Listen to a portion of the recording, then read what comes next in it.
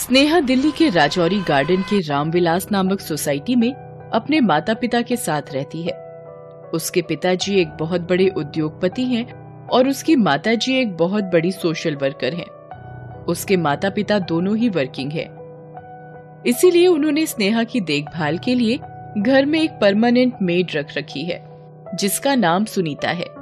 सुनीता स्नेहा की देखभाल करती है, उसे स्कूल छोड़कर आती है, उसके साथ खेलती है और उसे अपने हाथों से खाना खिलाती है। स्नेहा बहुत ज्यादा लाड प्यार में पल रही थी।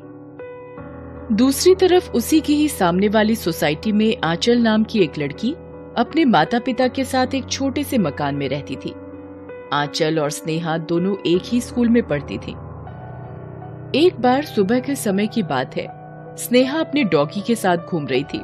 तभी वो आंचल के घर के सामने से निकल रही थी। तब वो देखती है कि आंचल घर में झाड़ू लगा रही है। आंचल, तुम क्या कर रही हो? मैं झाड़ू लगा रही हूँ। क्यों, तुम्हारे यहाँ नौकर नहीं है क्या? नहीं, आज मम्मी की तबीयत ठीक नहीं है, इसीलिए मैं ही झाड़ू लगा रही हूँ। तुम नौकर रखोगे भी कहाँ से? इतना कहकर वो वहां से चली जाती है और आंचल अपने काम में लग जाती है। स्नेहा इसी तरह हमेशा आंचल को नीचा दिखाती। वो हमेशा ही अपने पैसों पर, अपने स्टेटस पर घमंड करती थी, पर आंचल इससे बिल्कुल विपरीत थी। वो स्नेहा को अपनी दोस्त मानती थी, इसीलिए वो उसकी किसी भी बात का बुरा नहीं मानती थी। ऐसे ही एक बार की बात है, आंचल मार्केट से कुछ सब्जियां लेकर आ रही थी। उसी समय स्नेहा की गाड़ी आकर रुकती है। आंचल स्नेहा को देखकर, हेलो स्नेहा। हे, नाइस कार, तुमने नई कार ली है? हाँ, ये मेरी नई कार है। मेरे पापा ने ये कार अभी ली है, टॉप मॉडल है। वैसे तुम्हारे पापा के पास कार नहीं है ना? नहीं। होगी भी कैसे, अब सबके नसीब मेरे जैसे थोड़ी होते हैं। आंचल ये सब सुनकर बहुत दुखी हो जाती है। अच्छा आंचल, मैं चलती हूँ, बाय। आंचल बहुत दुखी मन से अपने घर चली जाती है। आंचल को दुखी देखकर उसकी मम्मी सोचती है कि मैं आंचल के फेवरेट छोले भटूरे बनाती हूँ जिससे आंचल बहुत खुश हो जाएगी। आंचल की मम्मी ऐसा ही करती है और वो आंचल को जैसे ही खाने में छोले भटूरे सर्व करती है, आंचल छोले भटूरे को देखकर खुश हो जाती है, पर वो फिर सोच में पड़ जाती है। क्या हुआ आंचल, छोले भटूरे तो तुम्हारे फेवरेट है ना? हाँ मम्मी। फिर क्या सोच रही हो? मम्मी, स्नेहा को भी छोले भटूरे बहुत पसंद हैं। क्या आप छोले भटूरे उसके घर भी दे आओगे? हाँ बेटा, क्यों नहीं। आंचल की मम्मी स्नेहा के घर जाती हैं। उस समय स्नेहा घर पर अकेली होती है। वो स्नेहा को घर पर अकेला देखकर कहती है, तुम्हारे मम्मी पापा घर पर नहीं है क्या? हाँ आंटी, मम्मी किटी पार्टी में गई है और पापा ऑफिस में है। आपको कुछ काम था क्या? नहीं बेटा, कुछ काम नहीं था, बस मैंने आज छोले भटूरे बनाए थे तो आंचल ने बताया कि तुम्हें भी छोले भटूरे बहुत पसंद हैं, इसीलिए तुम्हारे लिए छोले भटूरे लाई हूँ। आंटी, हमें छोले भटूरे नहीं खाने, वो मेरी मम्मी आते वक्त रेस्टोरेंट से खाना लेकर आने वाली है, तो आप अपने छोले भटूरे वापस ले जाओ। Middle class. ठीक है, हमें मिडिल क्लास के घर का खाना तो क्या, पानी भी पीना पसंद ना करें। ऐसे ही कुछ दिन और बीत जाते हैं और फिर एक दिन स्नेहा के घर में सुनीता नाम की नौकरानी स्नेहा के बेडरूम में साफ सफाई कर रही होती है। उसी समय स्नेहा वहां आती है। सुनीता दीदी। हाँ, आपके कपड़े कितने पुराने और कितने गंदे हैं। वैसे आपके पास ज्यादा कपड़े होंगे भी नहीं, क्योंकि आप गरीब जो हो। सुनीता ये सब सुनकर बहुत दुखी हो जाती है। वैसे आपका घर ठीक ठाक ही होगा ना, हमारे जैसा थोड़ी होगा। अरे मैं भी ना, अगर आपका घर अच्छा होता तो आप हमारे यहाँ काम थोड़ी करती। चलो खैर, आप अपना काम करो वरना आपको पैसे नहीं मिलेंगे। सुनीता बहुत दुखी हो जाती है और दुखी मन से ही अपने काम में लग जाती है। रात में जब उसके मम्मी पापा घर आते हैं तो उसके पापा बहुत दुखी होते हैं। क्या हुआ पापा, आप दुखी क्यों हो? हमारा एक बहुत बड़ा कंसाइनमेंट था जो कि अब्रॉड जाना था कल ही, और हमने सारा का सारा कंसाइनमेंट रेडी भी कर लिया, पैकिंग भी कर ली और बुक भी कर दिया था। बस भेजने ही वाले थे, तभी उनका कॉल आ गया कि कंसाइनमेंट कैंसिल हो गया है। और बेटा हमने इस कंसाइनमेंट के लिए मार्केट से, बैंक से बहुत पैसा उठा रखा है। अब हमारा क्या होगा कुछ समझ नहीं आ रहा। हम रास्ते पर आ जाएंगे। ऐसा कुछ नहीं होगा पापा, आप परेशान मत हो। बेटा अब कुछ नहीं हो सकता। अब हम गरीब हो गए हैं। ये घर, गाड़ी, अब कुछ नहीं रहेगा हमारे पास।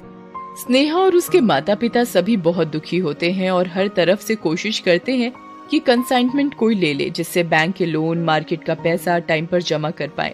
पर उन्हें हर जगह से निराशा ही हाथ लगती है। समय धीरे धीरे बीतता जाता है। एक सप्ताह बाद अखबार में उनके घर नीलाम के बारे में एक इश्तेहार निकलता है, जिसे आंचल पढ़ लेती है। आंचल इश्तेहार पढ़ने के बाद दौड़ी दौड़ी अपने पापा के पास जाती है और स्नेहा के परिवार की स्थिति के बारे में सब कुछ बताती है। ये सब सुनकर उसके पिताजी कहते हैं, उन्हें अपने कर्मों की सजा मिल रही है। पापा, आप ऐसा कह रहे हैं, जबकि आपने ही हमें सिखाया कि कभी भी किसी का मजाक नहीं उड़ाना चाहिए और हमेशा जरूरतमंदों की मदद करनी चाहिए। स्नेहा तो फिर भी मेरी सहेली है। प्लीज पापा, आप कुछ करो ना। बेटा हम गरीब हैं। हमारे पास इतने पैसे नहीं हैं कि हम उनकी कुछ मदद कर सकें। पापा मैं कुछ नहीं जानती, आपको कुछ न कुछ तो करना ही होगा। ठीक है बेटा, मैं अपने बॉस से इस बारे में बात करता हूँ कि शायद वो कंसाइनमेंट ले लें या किसी और को दिलवा दें। मैं कोशिश करता हूँ कि कुछ काम बन जाए। ठीक है पापा, आप जल्दी जाओ और अपने बॉस से बात करो। ठीक है बेटा। आंचल के पिता अपने बॉस के पास जाते हैं और उन्हें सारी बात बताते हैं। ये सब सुनकर और आंचल के पिता की ईमानदारी और व्यवहारिकता को देखते हुए वो मदद करने के लिए तैयार हो जाते हैं। वो तुरंत अपने फ्रेंड को कॉल करते हैं और कंसाइनमेंट खरीदने के लिए कन्विंस करते हैं। दूसरी तरफ स्नेहा रात को एक सपना देखकर बहुत डर जाती है। वो चिल्लाते हुए उठ जाती है। तभी उसकी मम्मी उसकी आवाज सुनकर उसके पास पहुंचती है और पूछती है, क्या हुआ बेटा, तुम चिल्ला क्यों रही थी? मम्मी, मैंने बहुत बुरा सपना देखा। मैंने देखा कि सुनीता आंटी, आंचल की मम्मी और उसके पापा सभी लोग जोर जोर से मुझसे कह रहे थे कि ये तुम्हारे कर्मों की सजा है और तुम हमें नीचा दिखाओ और हमारा अपमान करो। अब तुम भी गरीब हो जाओगी। तब पता चलेगा कि गरीब होना क्या होता है, जब तुम भी छोटी छोटी चीजों के लिए तरसोगी। मम्मी, ये सब मेरी ही गलती है। सही में मुझे अपने कर्मों की ही सजा मिल रही है। हमने तुम्हें पहले भी समझाया था कि कभी किसी का अपमान नहीं करना चाहिए। अभी भी कुछ देरी नहीं हुई है। तुम सुनीता आंटी, आंचल और उसके माता पिता से माफी मांग लो। वो जरूर तुम्हें माफ कर देंगे। ठीक है मम्मी, मैं कल ही सुबह उनके घर जाकर उनसे जरूर माफी मांगूंगी। अगले दिन सुबह सुबह आंचल स्नेहा के घर आती है और स्नेहा आंचल को अपने घर में देखकर कहती है, मुझे माफ कर दो आंचल, मैंने हमेशा तुम्हारे माता पिता की बेइज्जती की है। मुझे माफ कर दो, मुझे अपनी गलती का बहुत पछतावा है। अरे तुम ये क्या सब बेकार की बातें लेकर बैठ गई हो? तुम मेरी दोस्त हो और रहोगी, और दोस्ती में कैसी माफी? खैर, मुझे पता चला था कि तुम्हारा घर नीलाम होने वाला है, इसीलिए मैंने अपने पापा जी से बात की है। वो अपने बॉस से कंसाइनमेंट खरीदने के लिए रिक्वेस्ट कर रहे हैं। शायद तुम्हारा काम हो जाएगा। इतने में ही आंचल के पिता स्नेहा के घर पहुंच जाते हैं और स्नेहा के पिताजी से कहते हैं, भाई साहब, आप परेशान मत हो। मैंने अपने बॉस से बात की थी। उन्होंने अपने फ्रेंड से बात करके मुझे अभी बताया कि आपका कंसाइनमेंट खरीदने के लिए वो रेडी हैं। ये सब सुनकर स्नेहा के पिता और उनके परिवार के सभी सदस्यों की आंखों में खुशी के आंसू आ गए।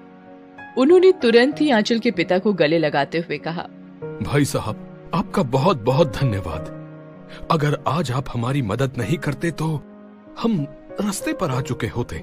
मैं किस मुंह से आपका शुक्रिया अदा करूं? अपनों को भी भला कोई शुक्रिया अदा करता है?